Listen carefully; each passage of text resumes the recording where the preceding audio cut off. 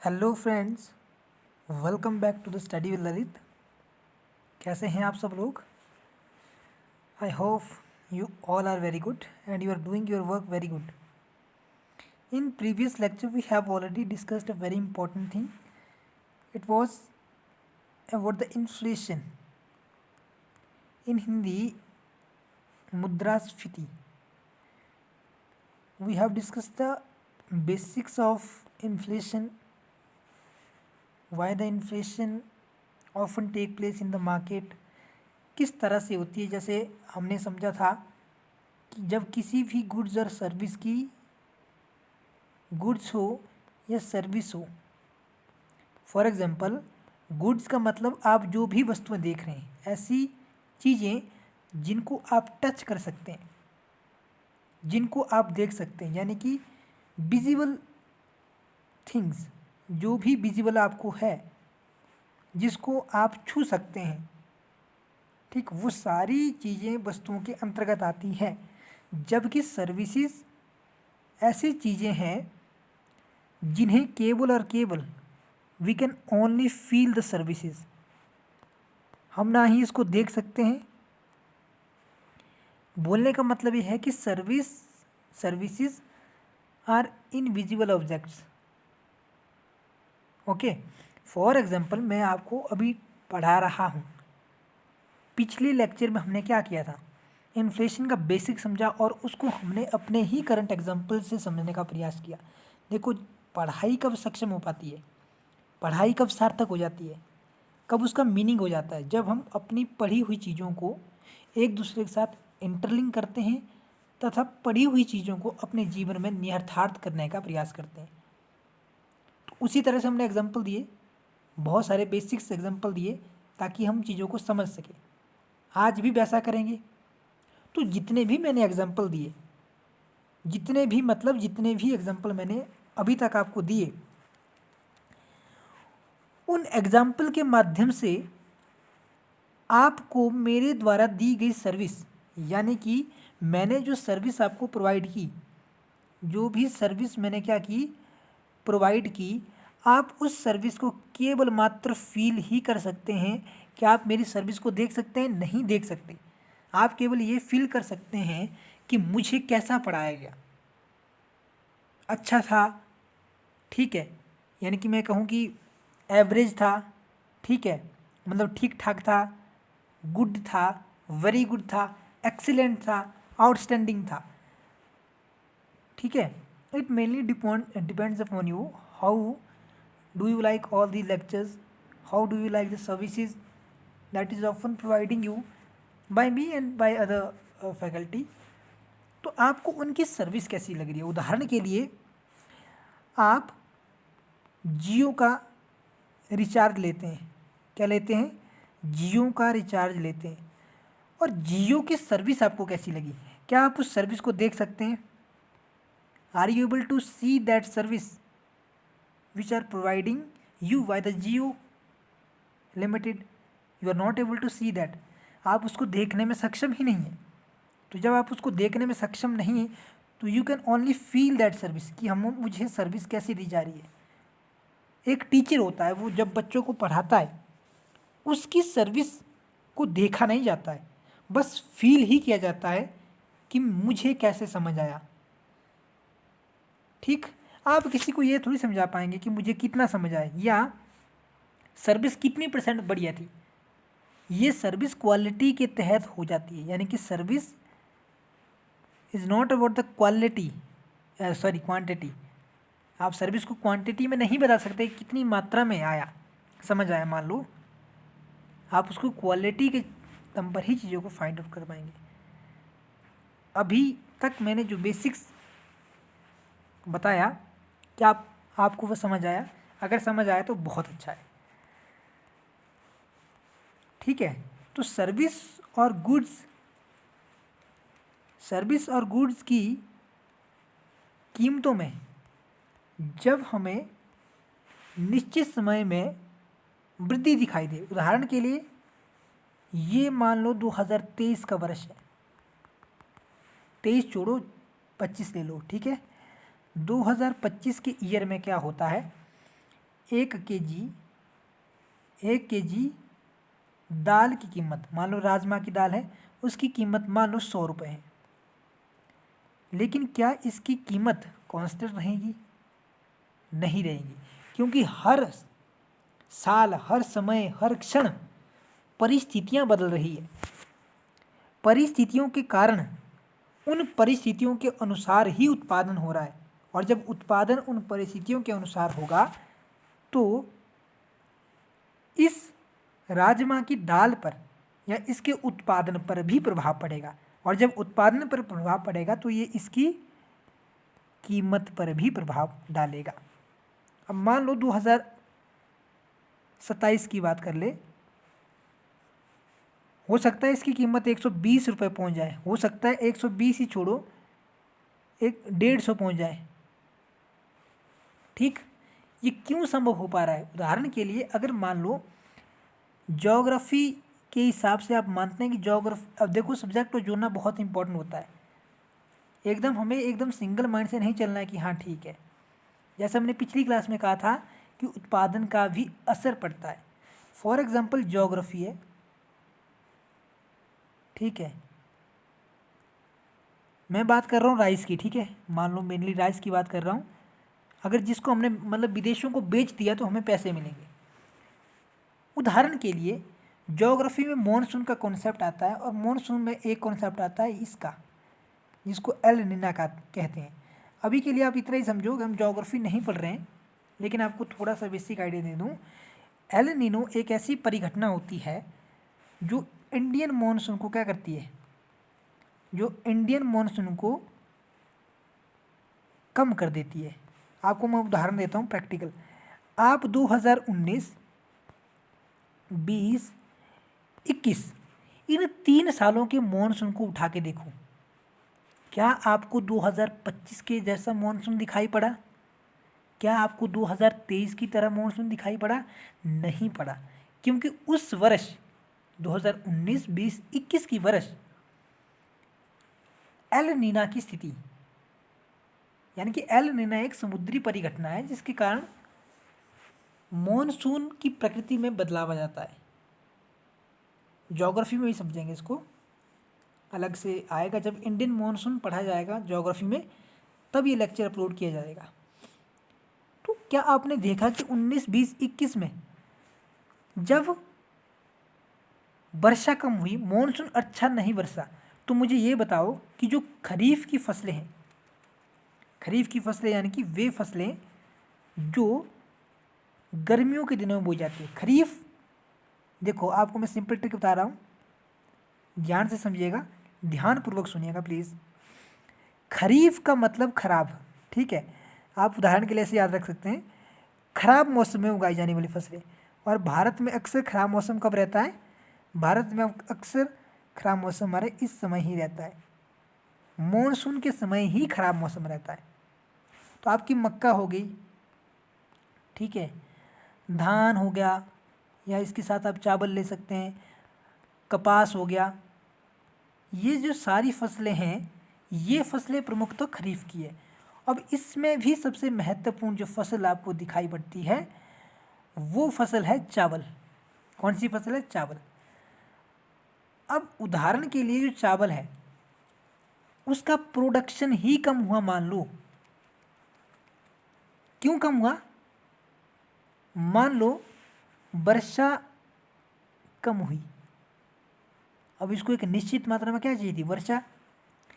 वर्षा ही कम हुई, अच्छा तापमान नहीं मिला, तो मान लो चावल की उपलब्धता यानी कि चावल का प्रोडक्शन, ठीक है, चावल का उत्पादन कम हुआ। मुझे बताओ कि क्या लोग चावल खाना छोड़ देंगे? नहीं छोड़ेंगे। इसका मतलब क्या हुआ कि लोगों की डिमांड अधिक है। लोगों की डिमांड क्या है? लोगों की डिमांड अधिक है, लेकिन मुझे ये बताओ कि क्या चावल की सप्लाई अधिक है? मुझे बताओ कि चावल की जो सप्लाई है वो सप्लाई उतनी नहीं है, वो सप्लाई उतनी नहीं है। अब होगा क्या? मैंने आपको पिछली ही क्लास में शायद एक एग्जांपल दिया था, बहुत अच्छा एग्जांपल था। देखो बेसिक समझना बहुत ज़रूरी है, सिलेबस ख़त्म करना ज़रूरी नहीं है। For example if you are preparing for civil service examination, तो वहाँ पर कॉन्सेप्चुअल क्लैरिटी ही पूछी जाती है। जैसे उदाहरण के लिए ये मान लो एक कीमती वस्तु है, कीमती वस्तु माने ठीक है, ये एक मान लो आपको दिया गया एक रिंग, और इस रिंग में ये है, आप इस रिंग से यानी कि ये एक तरह से मैजिकल रिंग है, आप इस रिंग से जो भी कहेंगे वो सब सच हो जाएगा।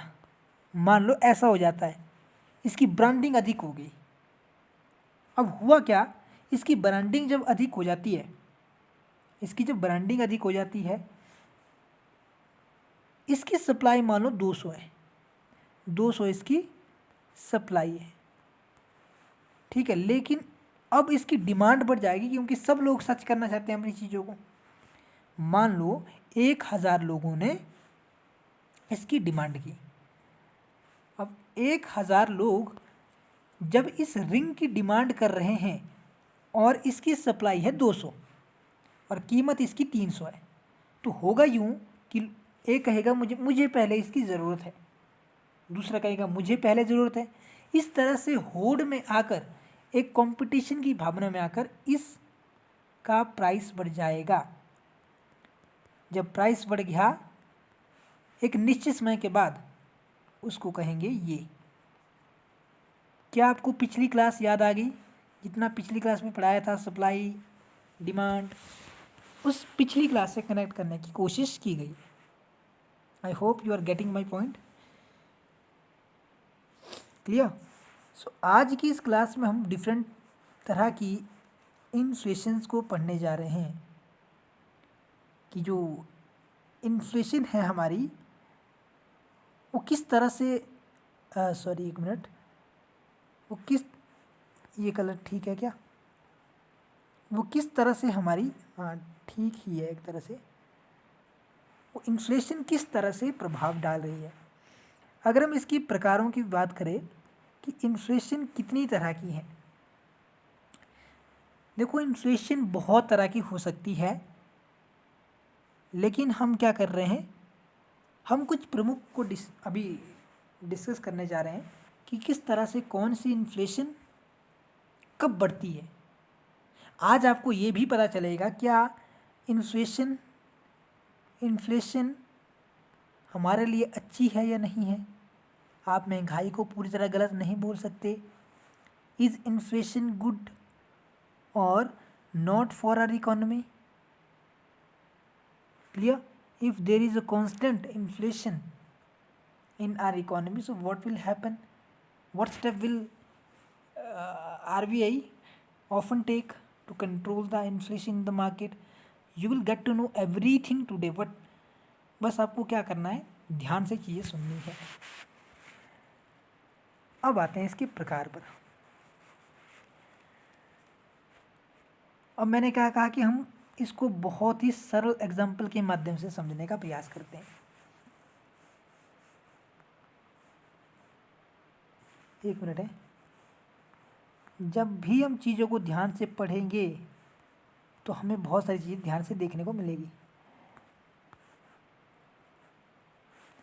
इसका नाम है राम। क्या नाम है, राम नाम है इसका। बहुत, ये एक बच्चा है जिसे पैदा हुए अभी 10 दिन हुए। कितने दिन हुए, ध्यान रहे, इसी एग्जाम्पल से मैं लिंक करूँगा आगे चीज़ें। आपको लग सकता है कि क्या बेकार की चीज़ें बता रहे हैं, लेकिन नहीं।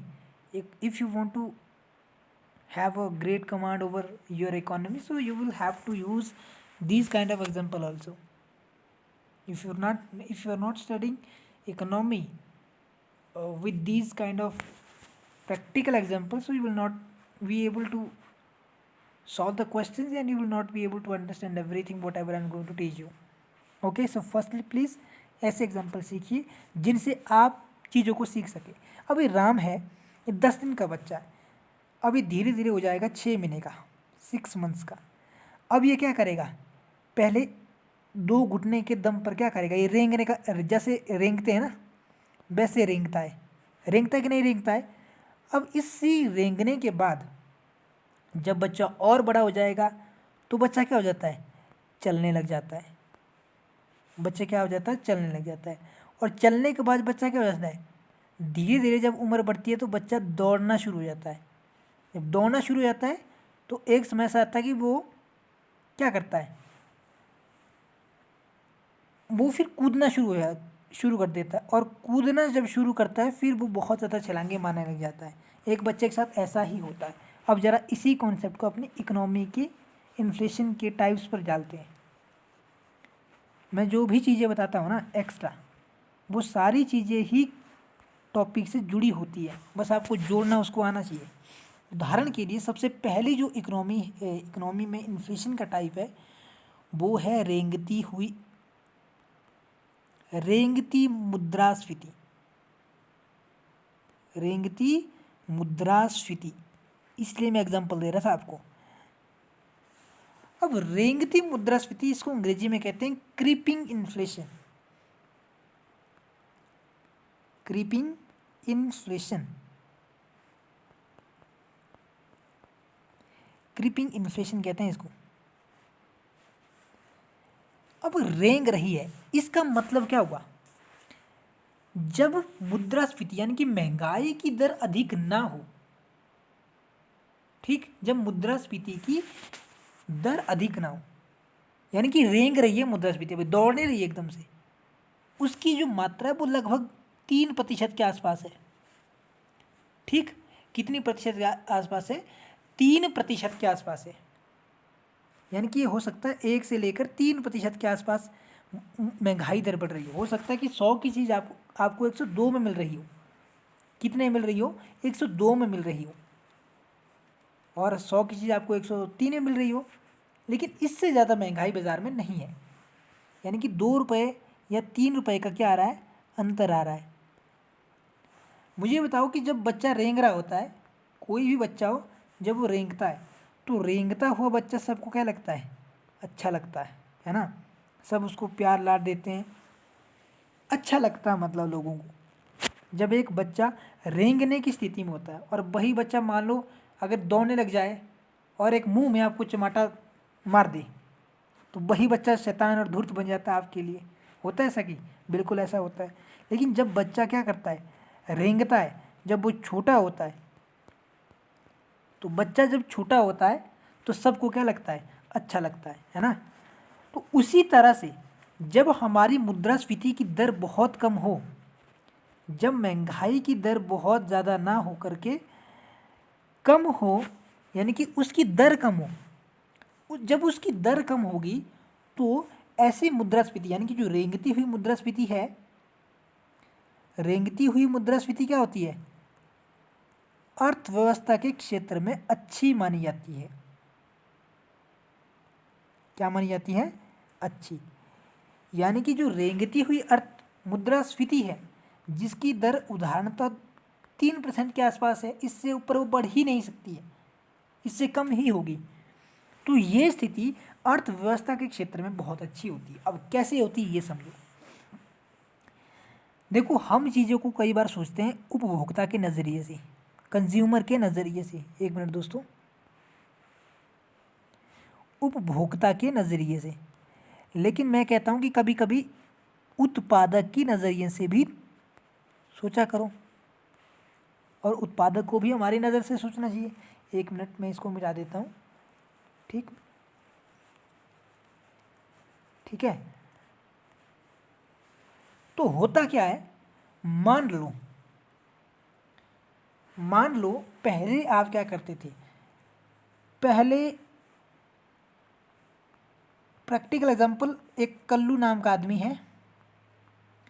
कल्लू क्या करता है, 2024 में समोसे बनाता है, और वो एक समोसा 8 रुपये में बेचता है। कितने रुपए में बेचता है, 8 रुपये में।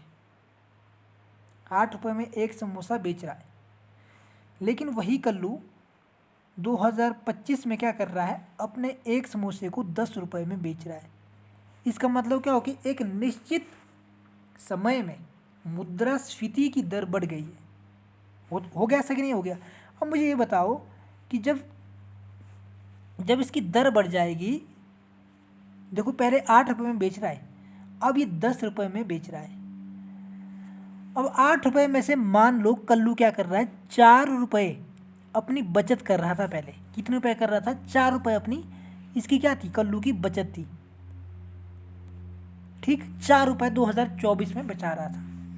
लेकिन जब 2025 आया, इसने 10 रुपये में बेचा और इसकी बचत कितनी रुपये होगी? 6 रुपये होगी। मतलब इस कल्लू को 2 रुपये का अतिरिक्त फायदा हुआ। अब क्या हो, मतलब जब अतिरिक्त फायदा हुआ, इसका मतलब क्या है कि कल्लू के पास क्या बचत होनी अधिक होनी शुरू हो जाएगी। जब इस व्यापारी के पास यानी कि कल्लू के पास बचत होना अधिक शुरू हो जाएगी, तो इसका मतलब क्या हुआ कि कल्लू आर्थिक रूप से समृद्ध होता जा रहा है। उसकी इकोनॉमिक प्रोडक्टिविटी हो रही है। क्या हो रही है? इकोनॉमिक प्रोडक्टिविटी हो रही है। जब कल्लू की इकोनॉमिक प्रोडक्टिविटी होगी, प्रोडक्टिविटी होगी, तो कल्लू क्या करेगा? और अधिक प्रोडक्शन करेगा। होगा सही नहीं होगा? कल्लू क्या करेगा? और भी अधिक प्रोडक्शन करेगा। अच्छा, क्यों करेगा? क्योंकि पहले उसको 4 रुपये का फ़ायदा हो रहा था, अब उसको 6 रुपये का फ़ायदा हो रहा है। अब इसके मन में क्या हो गया? एक मोटिवेशन, एक प्रेरणा का आगमन हुआ। प्रेरणा किस तरह की? कि अब मुझे क्या होगा, भविष्य में भी अधिक पैसे मिलेंगे, भविष्य में भी अधिक लाभ होगा। आप शॉर्ट नोट्स इस तरह से बनाते रहिएगा। तो मुझे क्या होगा? अत्यधिक लाभ होगा। जब मैं अत्यधिक लाभ की स्थिति में हो जाऊंगा, मैं और भी प्रोडक्शन करूंगा, और जब ये और भी प्रोडक्शन करता जाएगा, तो ये क्या होगा? अर्थव्यवस्था के क्षेत्र में अधिक उत्पादन के कारण एक शब्द होता है ये, इसको हम आगे पढ़ेंगे, जिसको कहते हैं जीडीपी, ग्रॉस डोमेस्टिक प्रोडक्ट। यानी कि एक देश की सीमा के अंदर, मान लो ये है इंडिया, ठीक है, ये है इंडिया, ये, ठीक, इसमें कलर लगा देता हूँ और सा, ये वाला ठीक है ना। तो ये इंडिया है। इस इंडिया के भीतर जितनी भी वस्तुओं का उत्पादन हुआ, जितनी भी सेवाओं का उत्पादन हुआ, इन सेवाओं के अंतिम जोड़ का जो इन सेवाओं के अंतिम मूल्य का जो भी जोड़ रहेगा, वो सब जीडीपी में ही काउंट किया जाता है। मैं इसको ढंग से पढ़ाऊंगा, अभी आप सिर्फ इतना समझो कि देश का उत्पादन जब बढ़ गया, क्यों बढ़ा? क्योंकि कल्लू की तरह और भी तो व्यक्ति हैं जिनको लाभ प्राप्त हो रहा है। और जब आपको अत्यधिक लाभ प्राप्त होता है, तो हम क्या करते हैं? लाभ की स्थिति में आकर हमारे अंदर प्रेरणा, मोटिवेशन आ जाती है। आप देखो ना, कभी भी उदाहरण के लिए आप क्या कर रहे हैं? आप कुछ भी कर रहे हैं, आपके अंदर एक इच्छा है, एक चाह है कि मैं अपने जीवन में ये काम करूँगा। उदाहरण के लिए आपने सोचा है कि आप अपने जीवन में एक सफल एंटरप्रेन्योर मिलें, या आप अपने जीवन में क्या करें? आप अपने जीवन में बिजनेसमैन बने। क्या सोचा आपने? बिजनेसमैन बने। और आपने बिजनेसमैन बनने का सोचा है, अगर मान लो आपकी कंपनी को ये वाली स्थिति आ जाती है, यानी कि प्रॉफिट की स्थिति आ जाती है, तो आप क्या करेंगे? लाभ करेंगे। लाभ होने के कारण आप अधिक उत्पादन करेंगे, और अधिक उत्पादन करने के कारण आपको फिर से लाभ होगा। यानी कि क्रीपिंग इन्फ्लेशन, जो रेंगती हुई मुद्रास्फीति है, ये अर्थव्यवस्था के लिए अच्छी है। क्योंकि अगर मुद्रास्फीति नहीं होगी, अगर 100 की चीज़ 100 में ही मिल जाएगी, तो आपके जैसे बिजनेसमैन या कल्लू की तरह व्यापारी अपने समोसे को ढंग से बेच ही नहीं पाएंगे। बेच क्यों नहीं पाएंगे? क्योंकि 100 उनको 8 रुपये का था, 8 रुपये का बचत उतनी होगी, एक मोटिवेशन अंदर से नहीं मिलेगा। तो अर्थव्यवस्था जरूरी भी है, अर्थव्यवस्था में इन्फ्लेशन जरूरी भी है। ठीक है, क्यों जरूरी है मैंने समझा दिया। ठीक, क्योंकि जब उत्पादन, आपको लाभ अधिक होगा, तो ये क्या करेगा, आपके अंदर एक नई प्रेरणा, नए उत्साह को जन्म देगा, जो आगे चलकर क्या होगा, जो आगे चलकर आपको लाभ देगा और फिर आपको एक नई प्रेरणा मिलेगी, जिसके कारण अर्थव्यवस्था में उत्पादन बढ़ेगा और जीडीपी का विकास होगा। ठीक, आपको ये बात समझ आई, बहुत अच्छा है। दूसरी मैंने बताई थी ये वाली, चलती हुई, या इसको चलत अर्थव्यवस्था कहते हैं। सॉरी, अर्थव्यवस्था का नाम बार बार आ रहा है, माफ़ी चाहूँगा इसके लिए। चलती हुई मुद्रास्फीति, या इसी को ही गैलोपिंग, इन अंग्रेजी वाले नाम को आप बहुत अच्छे से याद रखेंगे, क्योंकि आप जब एग्ज़ाम में देखेंगे ना, किसी भी एग्ज़ाम में आएगा तो वो इन शब्दों का प्रयोग ज़्यादा करता है। गैलोपिंग, चलत मुद्रास्फीति, ठीक, चलत मुद्रास्फीति, ठीक। अब चलत मुद्रास्फीति मतलब अब रेंगने से मुद्रास्फीति अधिक हो गई है।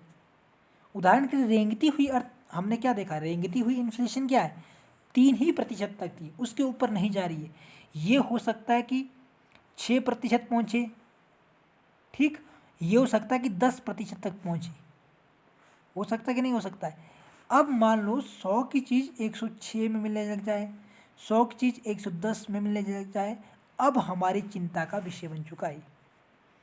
यानी कि जो चलत मुद्रास्फीति है, गैलोपिंग इन्फ्लेशन जो है, ये हमारी चिंता का कारण बन गई। क्यों बन गई? क्योंकि अब उन वस्तुओं का मूल्य और भी अधिक बढ़ चुका है ना। तो अब क्या होगा, इसको रोकने के उपाय किए जाएंगे। यानी कि अब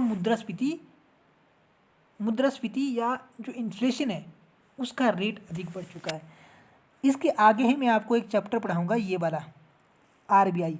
इस RBI, reserve bank of India के अधीन मॉनेटरी पॉलिसी कमेटी गठित की जाती है, जिसमें 6 मेंबर होते हैं। Monetary policy committee plus Bharat सरकार, गवर्नमेंट ऑफ इंडिया, भारत सरकार क्या करती है, किसी एक वित्तीय वर्ष में, आपको पता है कि वित्तीय वर्ष कब से कब चलता है? सारे लोग मुझे कमेंट में लिख के देंगे कि वित्त वर्ष कब से कब चलता है, ठीक है। तो एक वित्त वर्ष में मॉनेटरी पॉलिसी कमेटी अथवा भारत सरकार के द्वारा क्या होता है, भारत के सरकार के द्वारा एक वित्तीय वर्ष में कितनी इन्फ्लेशन रहनी चाहिए उसका कोटा निर्धारित किया जाता है। ये कोटा भारत में अभी पता है क्या निर्धारित किया है? ये कोटा है 4 ± 2, ठीक है। अब मैं इसको फिर से समझा देता हूँ, ये बात समझ नहीं आई अभी। 4 ± 2, 4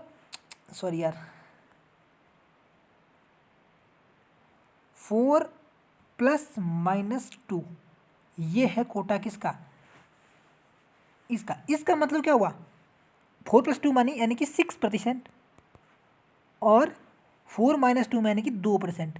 इसका मतलब किसी भी वित्तीय वर्ष में किसी एक पर्टिकुलर कंट्री की इन्फ्लेशन रेट ना ही 2% से कम रहे और ना 6% से ज़्यादा जाए।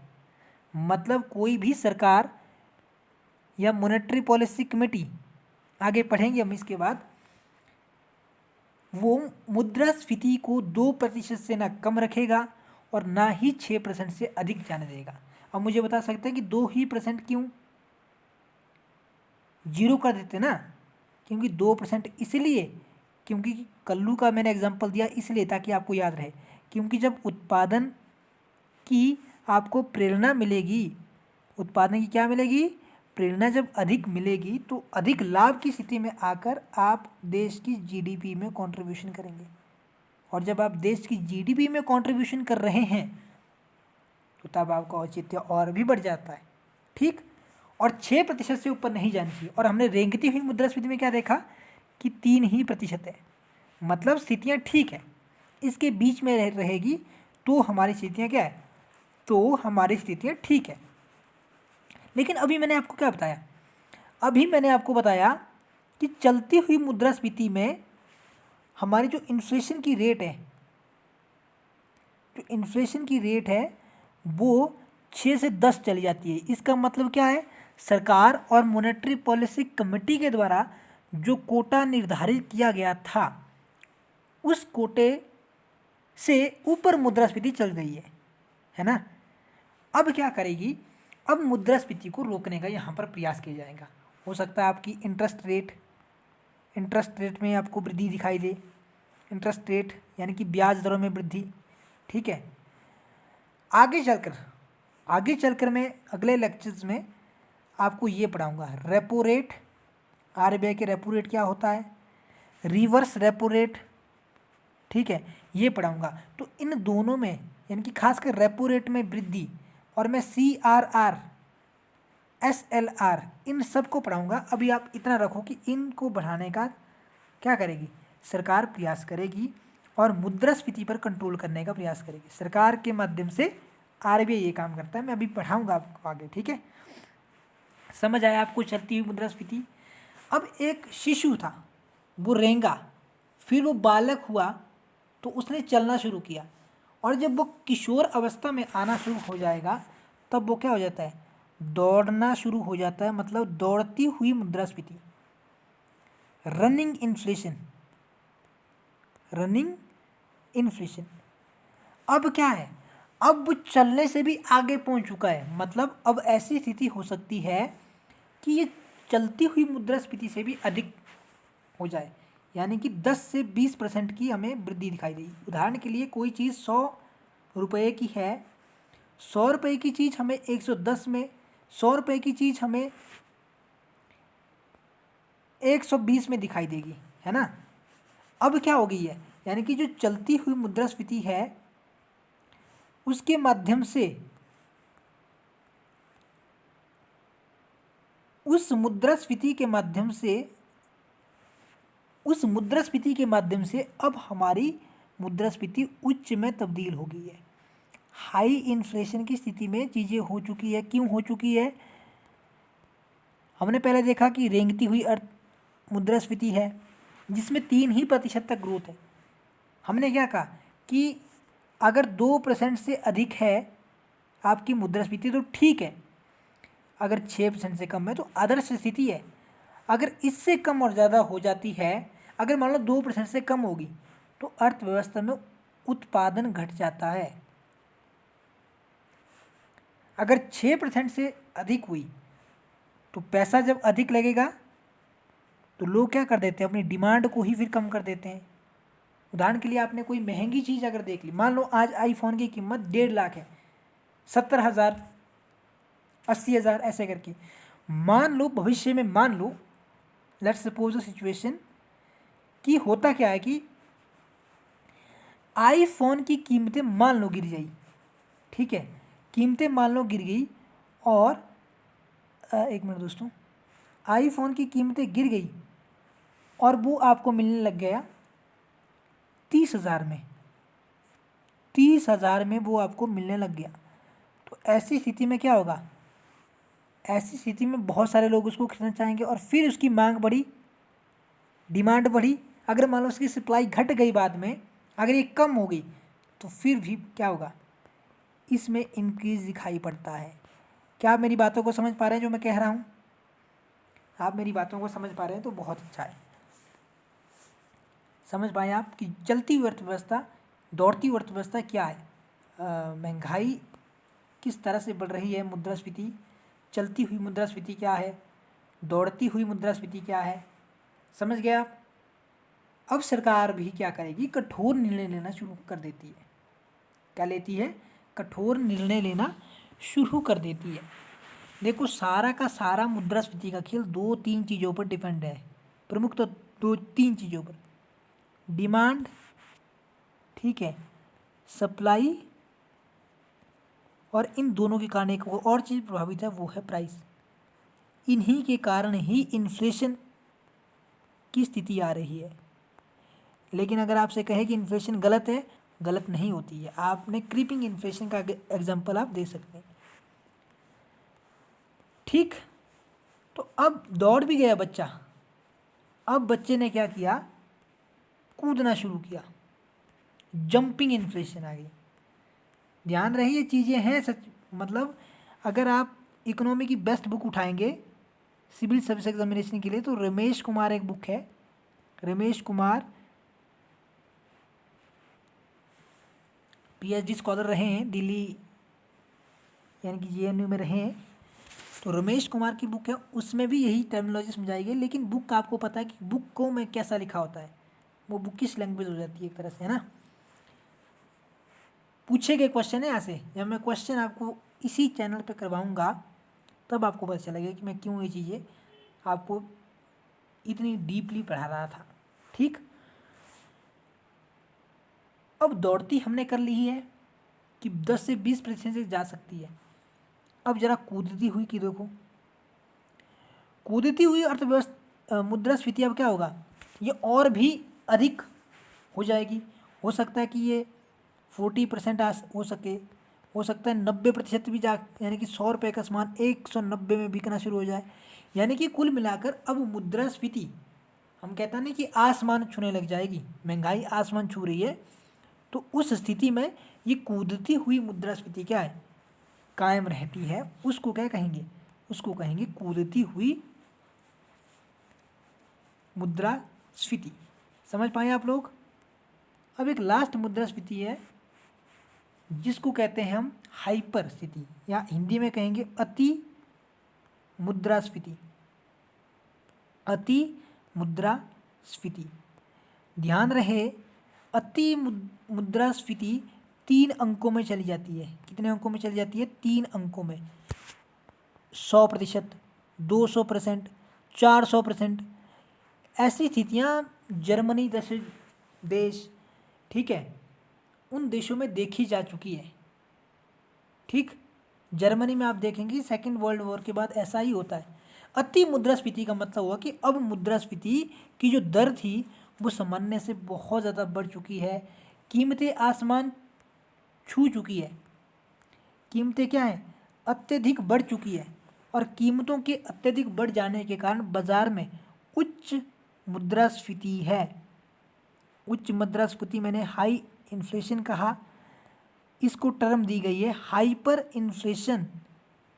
हाइपर इन्फ्लेशन आपने सुना होगा, सुपरसोनिक, हाइपरसोनिक, यानी कि स्पीड के संदर्भ में काम किया जाता है।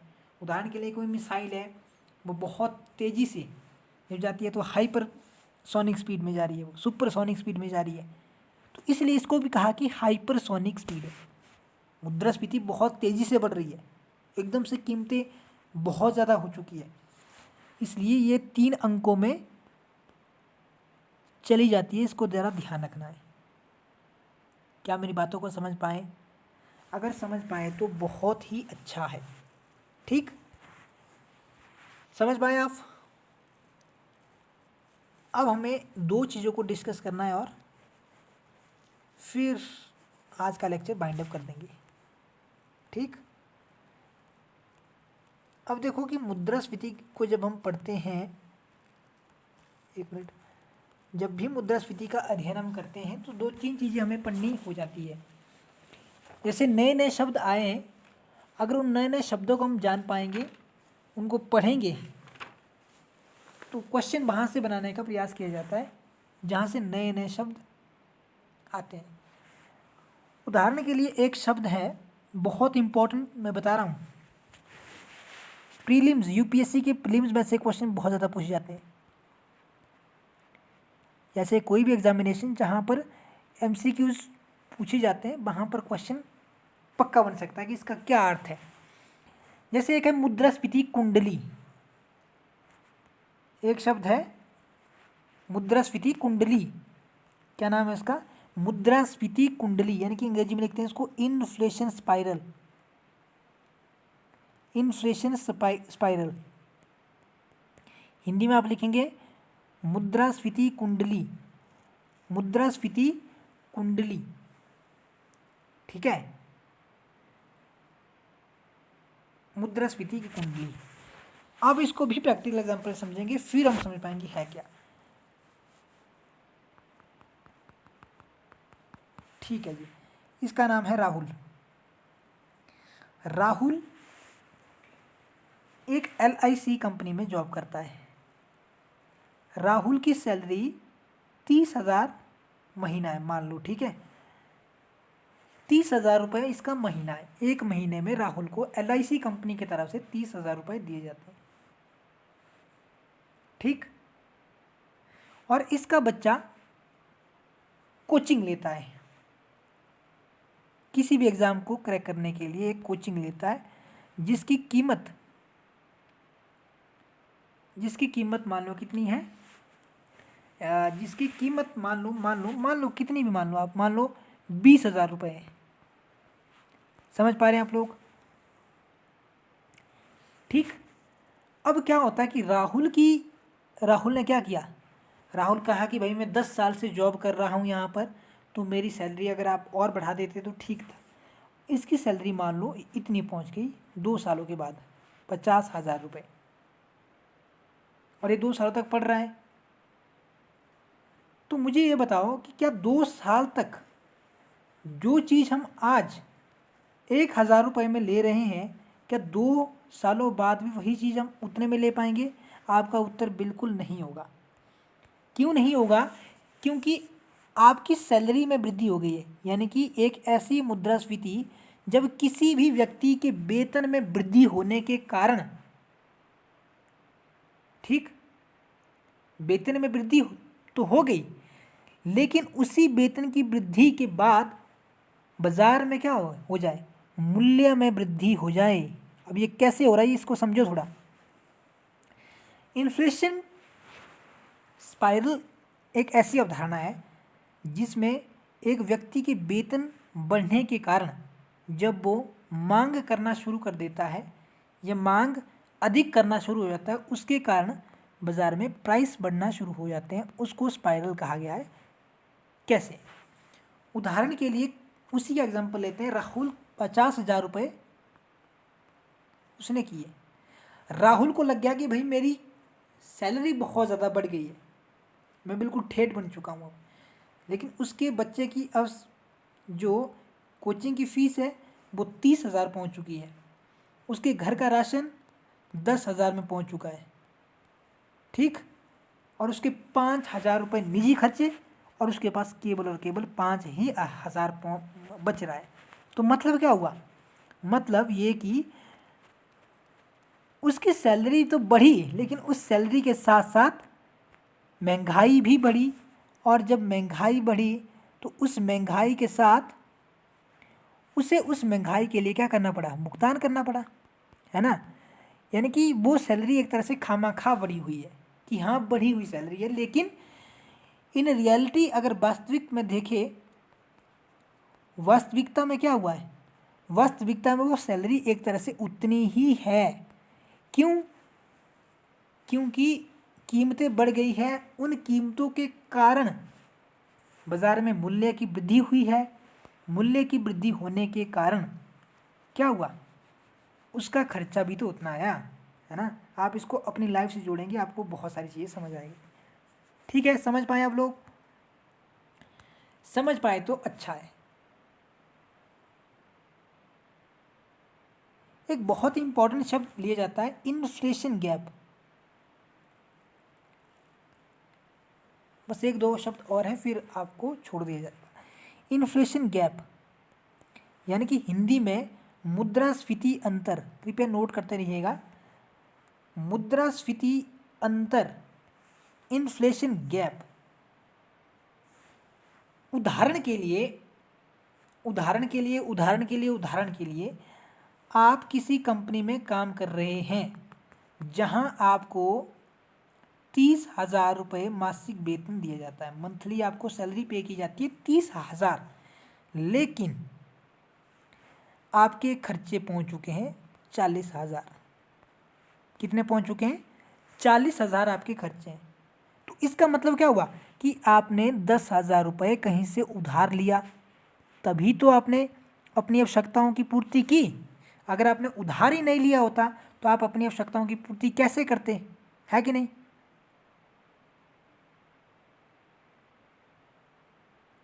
तो ऐसी स्थिति में क्या होगा, आपने उधार लिया है और उधार लेने के कारण उधार लेने के कारण क्या किया, उधार लेने के कारण आप में कर्जा आ गया है, 10,000 का कर्जा आ गया है। तो ऐसी स्थिति में क्या होगा, ऐसी स्थिति में जो यानी कि आपका खर्चा कुल मिलाकर जब आपकी कमाई से अधिक, जब आपकी कमाई से अधिक आपका खर्चा है और उस खर्चे को पूरा करने के लिए आपने उधार तो लिया ही होगा, यानी कि आपकी कमाई और आपके खर्चे में अंतर के कारण जो मुद्रास्फीति जन्म लेती है उसको कहते हैं इन्फ्लेशन गैप।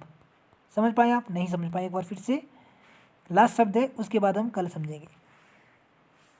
इन्फ्लेशन गैप का मतलब क्या हुआ, मैंने जैसे बोला कि आपकी कमाई मान लो 20,000 रुपये है, कमाई कितनी है 20,000 रुपये, कमाई 20,000 है लेकिन खर्चा 30,000 पहुँच चुका है। इसका मतलब क्या हो कि आपने 10,000 कहीं से लिया हुआ है, और जब आपने 10,000 किसी से लिया हुआ है, अब आप में क्या है 10,000 का एक्स्ट्रा कर्ज है एक्स्ट्रा कर्ज की नहीं है? बिल्कुल है।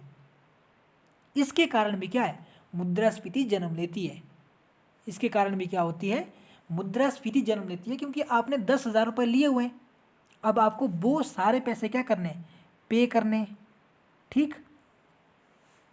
तो इसके कारण जो अंतर उत्पन्न होता है उस अंतर को ही इन्फ्लेशन गैप कहा गया है।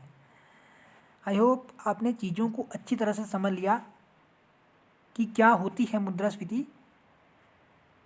तो आज की क्लास को यहीं विराम दे रहे हैं। आशा करते हैं क्लास आपको अच्छी लगी। प्लीज़ गाइस, आपसे एक रिक्वेस्ट कर रहा हूँ, पहली बार शेयर करिए, जो भी देख रहे हैं प्लीज़ कमेंट करिएगा। मैंने देखे कि कमेंट नहीं आते मेरी वीडियोस में, और प्लीज़ ऐसी ही नॉलेजफुल वीडियो के लिए मेरे चैनल स्टडी विद ललित को सब्सक्राइब करें। मेरा एम्बिशन है इस यूट्यूब के माध्यम से फ्री एजुकेशन को स्प्रेड करना, बेहतर कंटेंट देना। तो कृपया शेयर करिएगा, कमेंट ज़रूर करिएगा, सब्सक्राइब। और अगली क्लास यहाँ से आगे करेंगे, आपको बहुत अच्छे अच्छे शब्द देखने को यहाँ से मिलेंगे। Thank you so much.